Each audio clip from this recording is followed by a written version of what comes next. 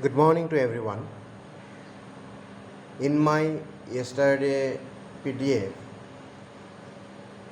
I gave some notes related to D and F block elements.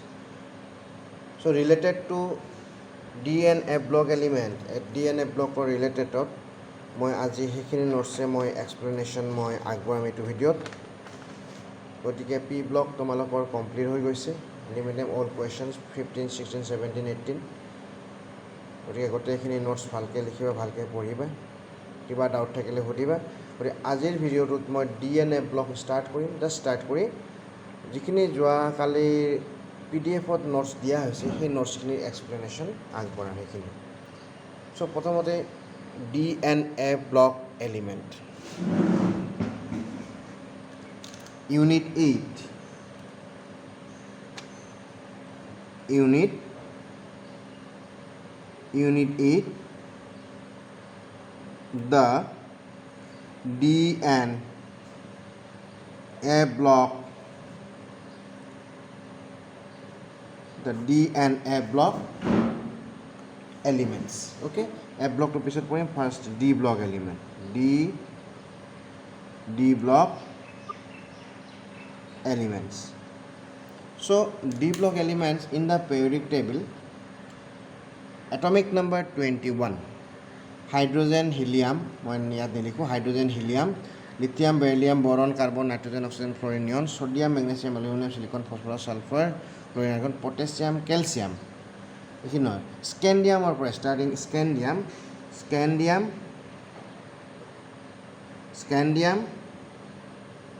titanium vanadium chromium manganese iron cobalt nickel copper and zinc nickel, copper and zinc up to this scandium, titanium, vanadium, chromium, manganese, iron, cobalt, nickel, copper, zinc এইটো ইয়াতে আছে then ইয়াত তলৰ যিখিনি scandium atomic number 21 22 23 24 25 26 27 28 29 30 এইটো হ'ব পাৰে then ybium zirconium niobium molybdenum tc ruthenium rhodium palladium silver and cadmium এইখিনি আৰু ইয়াৰ পিছত lithium hafnium Ta uranium Re cesium osmium uranium platinum gold and mercury okay this element are D block element এই element খিনি হৈছে তোমাৰ D block এই element খিনি গোটেইখিনি element হৈছে আমাৰ D block element 1 2 3 4 5 6 7 8 9 10 these elements are known as D block element scandium titanium vanadium chromium manganese iron cobalt nickel copper zinc okay আমি আৰু ybium zirconium niobium molybdenum tc technetium ruthenium rhodium palladium silver and cadmium and আমি মনত ৰাখিবৰ কাৰণে first এটা technique দিছোঁ सुनो तुम विवाह करो मुझे फिर कोई नहीं कहेगा जानू सुनो तुम विवाह करो मुझे फिर कोई नहीं कहेगा जानू ये डायलॉग बोला और ये जिंदगी नहीं मोहब्बत तुम्हारी रो रो पुकारेगी आँख चांदनी and this series is known as a series तो क्या है this series is known as 3 points if you write the electronic configuration your electronic configuration to likhibo gole 3d1 4s2 next electronic configuration ইয়াৰ কাৰণে এটা electron মানে 3d3d2 4s2 এটা বাঢ়ি যাব ইয়াৰ কাৰণে 3d3 4s2 for this one 3d4 4s2 4 নহয় ইয়াতে 5 হয় এক্সেপশ্যনেল হাফ ফিল হ'বৰ কাৰণে ইয়াতে 1 হয় ইয়াতে 3d5 4s2 manganese 3d5 4s2 3d6 4s2 3d7 4s2 3d8 4s1 here 3d5 4s1 3d5 নহ'ব ইয়াতে 3d10 and here 3d10 4s2 okay so this series is known as ইয়াতে আমি এটা এটাকে বঢ়াই গৈছো 3d and this is 3d series and this is known as 4d series and this is known as 5d series okay তিনটা series আছে 3d 4d and 5d এটা মনত ৰাখিব এটা এটাকে ইলেক্ট্ৰন বাঢ়ি গৈছে 3d1 4s2 সব 4s2 সবতে আছে 4s2 আছে কিন্তু in case of chromium for make a completely half fill one electron jump from 4s orbital to ইয়াতে jump মাৰিছে ইয়াতে এইটো মনত ৰাখিব লাগিব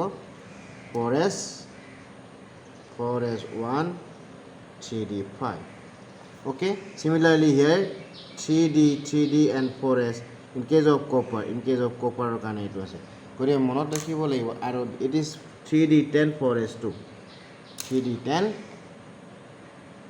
3d10 4s2 now keep in your mind you should remember এইটো মনত ৰাখিব লাগিব বেছিকৈ scandium YBM and this is you can remember this point another exceptional behavior এই তিনটা বস্তু আমাৰ বেছি ইম্পৰ্টেণ্ট Mn TC আৰু RE এইকেইটা আৰু zinc cadmium and mercury zinc cadmium and mercury is not considered as a transition element okay this is known as d block element আমাৰ প্ৰত্যেকটো electron d block electronic configuration ইয়াত যদি লিখিব যাওঁ ইয়াত 3 ঠাইত ইয়াতে 4 কৰি দিলে হ'ল ইয়াতে 5 কৰিবলৈ হ'ল ইয়াতে আমাৰ 5 কৰিব লাগিব দি এইটো 6 কৰিব লাগিব আলটিমেটলি দিছ 3 এইখিনি গোটেইখিনি মনত ৰাখক টেকনিকখিনি যদি স্কেন দিয়া মই सुनो तुम विवाह करो मुझे फिर कोई नहीं कहेगा जानू ये जिंदगी नहीं मोहब्बत तुम्हारी रो रो पुकारेगी आज चांदनी ओके এই দুটা লাইন ভালকৈ মনত ৰাখিলে হ'ল if you write the general electronic configuration গতিকে মনত ৰাখিবলগীয়া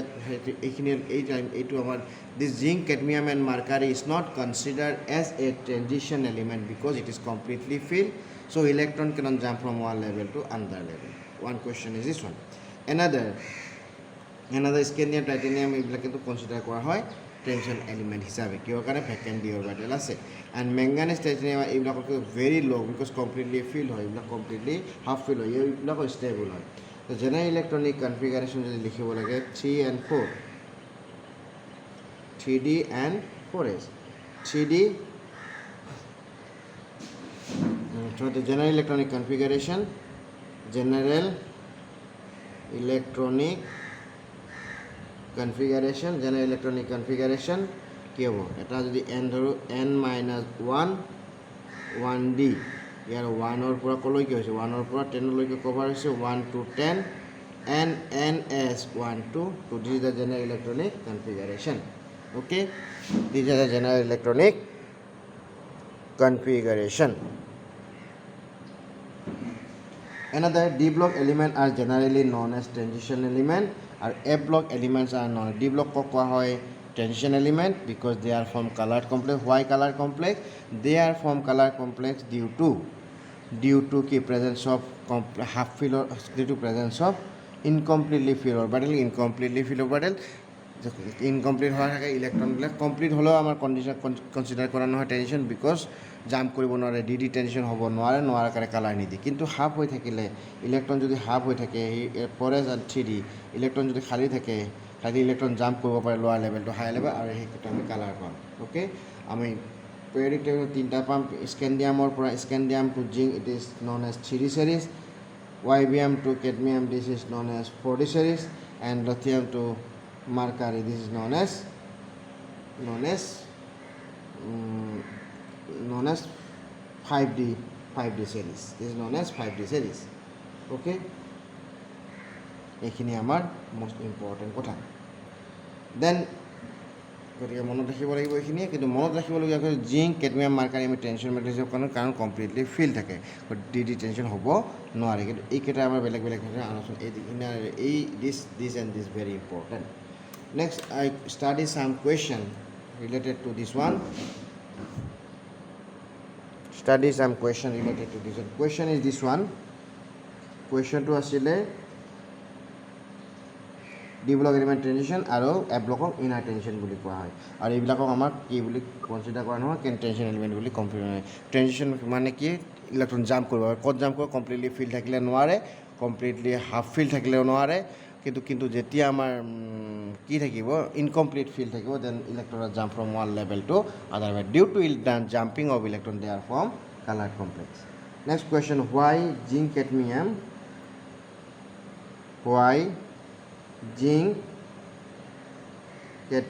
and mercury is not conditioned? Why zinc cadmium and mercury is not considered as a tension element? Directly কি তুমি যদি লিখিব যোৱা জিংক কেডমিয়াম আৰু মাৰ্কাৰীৰ কাৰণে জেনেৰেল ইলেক্ট্ৰনিক কনফিগাৰেশ্যন, জিংকৰ কাৰণে কি general electronic configuration 3D10 4s2, ইয়াৰ কাৰণে কিমান হ'ব, ইয়াৰ কাৰণে 4D series, second to 4D series, second to 4D series 4D10 5s2 আৰু এইটো 5D10 6s2.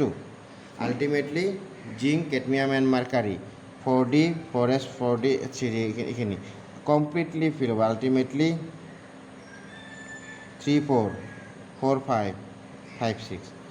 So general electronic configuration to এনেকৈ লিখিব লাগিব যে n minus 1d গোটেইকেইটা মিলি পেলাই n minus 1d 10 ns2 ultimately completely filled and completely half filled orbital. In case of zinc cadmium, d orbital is completely filled and the s orbital completely filled and s orbital also completely half filled. গতিকে দুটাই completely filled আৰু completely filled orbital আছে দুটা। so all are d orbital completely filled, s orbital d and s orbital are completely, ultimately d orbital is completely filled. In case of zinc cadmium and mercury the d orbital is full filled or completely filled in the normal state, so this is non tension element, ultimately completely filled or electron jump নকৰে এখানে। next question,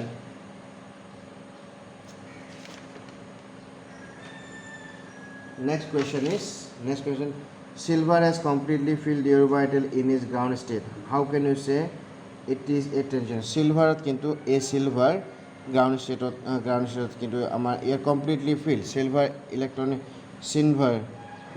If we study the copper silver and this one copper silver যাও, silver হ'ব আছে তোমাৰ 4D10 or 3D, yes 4D10 5s 4D10 5s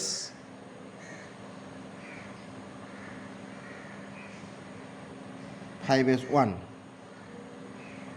This is the electronic configuration of copper. Okay, ইয়াতে কিমান কপাৰৰ কাৰণে লিখিছোঁ 3D10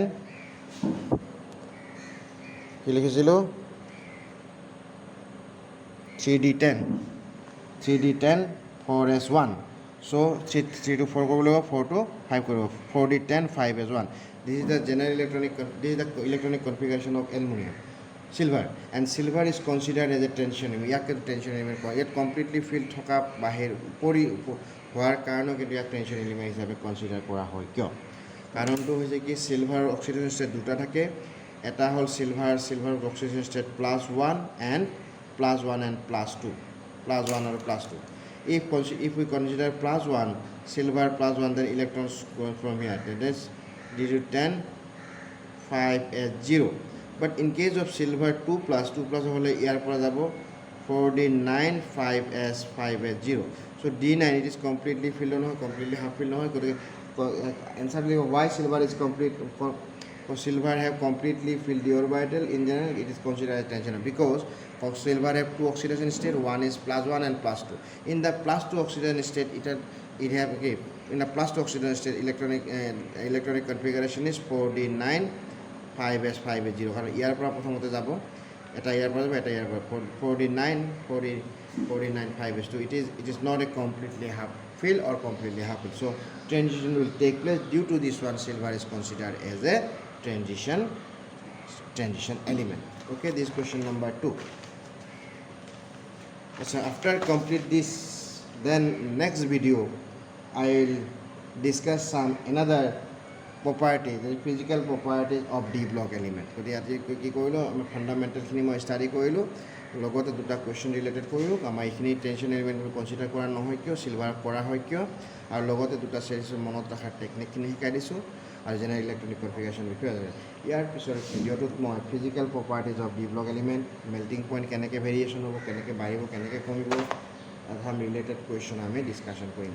Okay, thank you for today. Have a nice day. Bye bye.